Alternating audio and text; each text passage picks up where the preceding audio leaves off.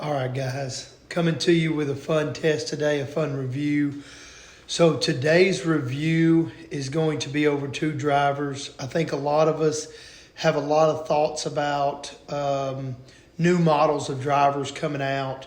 And if I do make the upgrade, if I do decide to spend the $550, $600 on a new driver, do I really get any more performance out of this driver than I did my previous model driver? So today, I'm going to reach around right now. Today, I'm going to go with the Ping G425 Lst 10.5. And I'm going to put it against my newer Ping G430 Lst 10.5. Okay? So I've actually gamed the 425 for quite a while, guys. Then, of course, just like many of us, the 430 comes out, and I'm like, ooh, I got to have it. It's new. It's got to do something different. So I went out and ordered it. The good thing about having both the Ping drivers is they both use the same tip, right? The same sleeve. So that's going to allow me to do this test with both in my graphite design DI5S. So this is the shaft that I gained. This is my fitted shaft. I'm going to do another video later about does aftermarket shaft actually benefit what you can get regular in these clubs. But just for this video, what I'm going to do is I'm going to hit 5 balls with the 425 on my normal setting like I've played it. I'm going to switch over and hit 5 balls on the 430. We're going to have numbers from the Bushnell Launch Pro. I have the GS Pro range up right now, but that's where we're going to get our numbers from. I'm also going to talk about how different it might feel. So I'm going to get that started here in 1 second for y'all. So guys, just to continue the test, I want to let everybody know we're going to use the same tee. We're also going to use the same Callaway Chrome Soft X golf balls. Those are the golf balls I game normally. So right now, I've got the 425 in there. It's in its neutral setting, so will the other one be.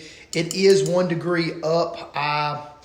So this thing's 11.5 really. It's not on the flat setting. We'll go over all the sleeves one day in a review, but mainly right now, just to let y'all know what my settings are. Yours might be totally standard. This is just what I game. So 425.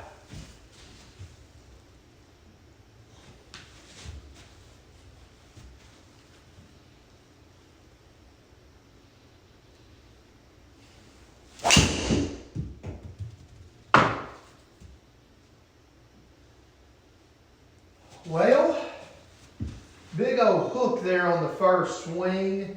So right now I'm going to pick up the tee.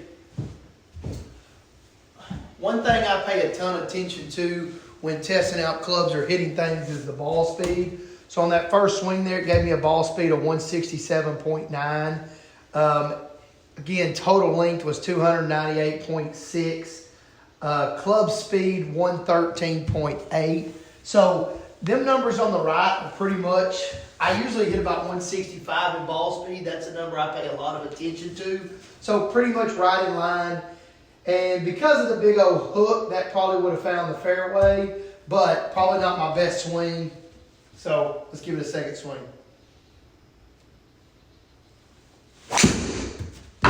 Okay, that was off the bottom of the club. So hey, just to let y'all know,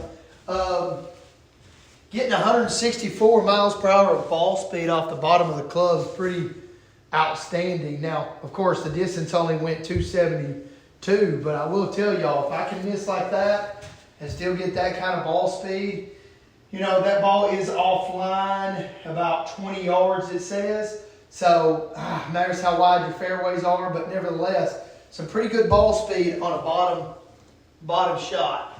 So, let me get another swing in.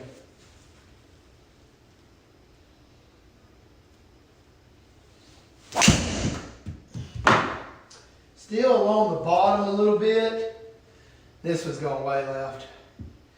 So again, let me pay attention to ball speed because those aren't perfect strikes as I'm hitting more of the bottom of the club.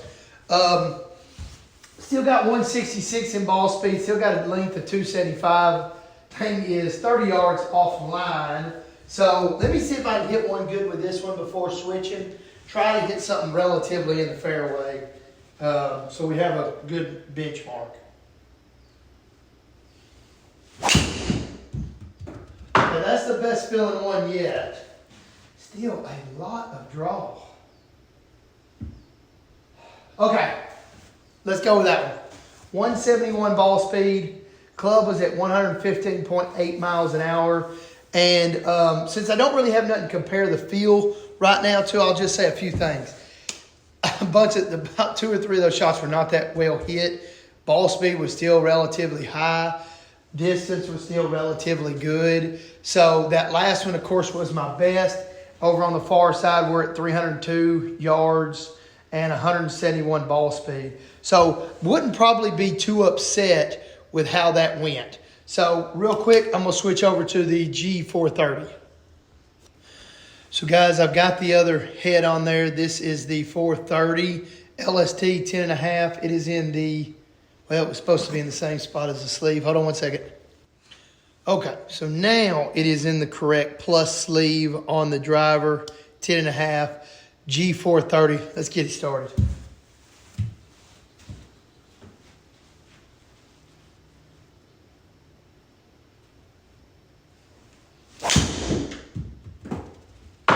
Ain't that amazing?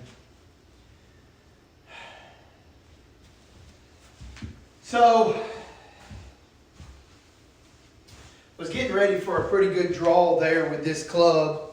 Again, both of them are in neutral. That one's in neutral. The other head is in neutral also. I know you kind of can't tell, but I got to keep it rather dark for the simulator room to work. So that was a little unique for me. Got 165 in ball speed. Pretty good smash factor. Club speed was 112. The surprising thing is there was no draw to that golf swing. So maybe just seeing a different club, I don't really know, but I didn't feel like I did a whole lot different there.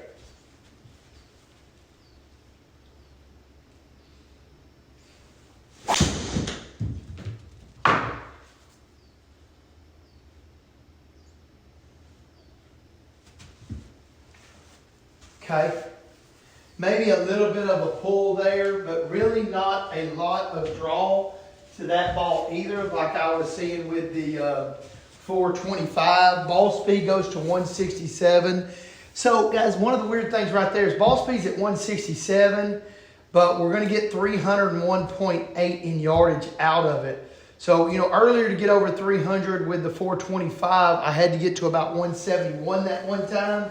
So, little surprising there that they would see that kind of distance without matching that ball speed. So let me get another.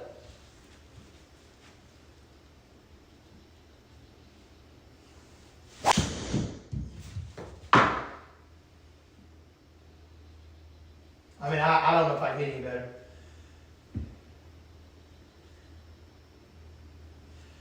So there goes to that 171 ball speed. I mean, guys, this thing was 2 yards offline from dead center. Maybe a baby draw. It shows that the spin axis was negative 1.2. I darn near don't want to hit another shot right now because of how good that was. But just so we have 4 for both, I will do one more. This will be my last one.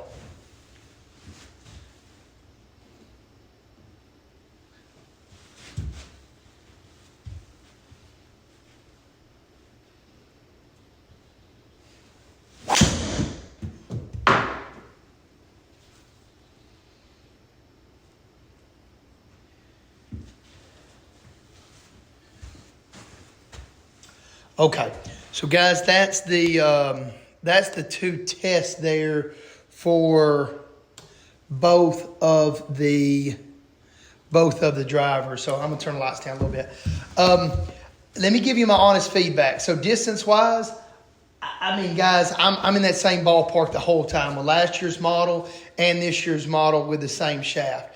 I'm gonna go to the feel, and I think feel's very arbitrary because y'all might feel something different than I felt. I do feel a more solid feel with the 430 than I do with the 425. Like I was saying, that's kind of why I'm so surprised about the numbers, is because when I would hit this one, the 430 good, I would think, okay, I'm about to get that 210 out of this ball. I'm about to get a lot out of this ball.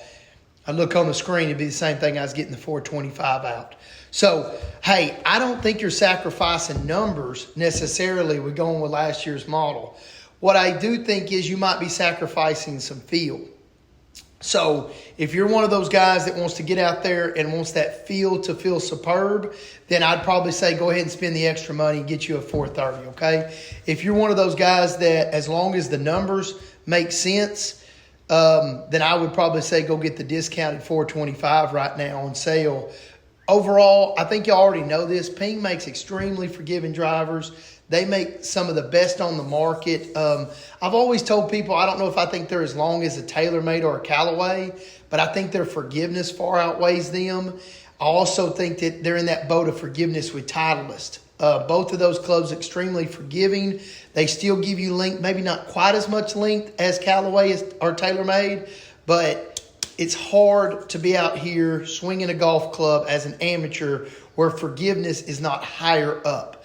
Last thing of this video, I can't wait to test the Ping G430 10K. 10K standing for the highest moment of inertia, the highest forgiveness they've ever made. We're noticing that TaylorMade's coming on forgiveness this year, really big with their 10K push. Ping has already put their 10K driver out. You can see that I even think the driver companies don't necessarily think they can get a lot more distance out of these clubs. So now all of them seem to be in search of that forgiveness. So leave your comments below. Tell me what you think. I know there's been a lot of tests like this. Listen, I love driver. I can swing driver all day. So when it's the putter and chipping and stuff that gives me more trouble. So I don't have a perfect swing. I know that. But just from an average golfer perspective, I really think that the G430 is more solid feeling than the 425. But I don't think you go wrong with either. Thank you, guys. Leave your comments below. Subscribe to the channel. Thank you.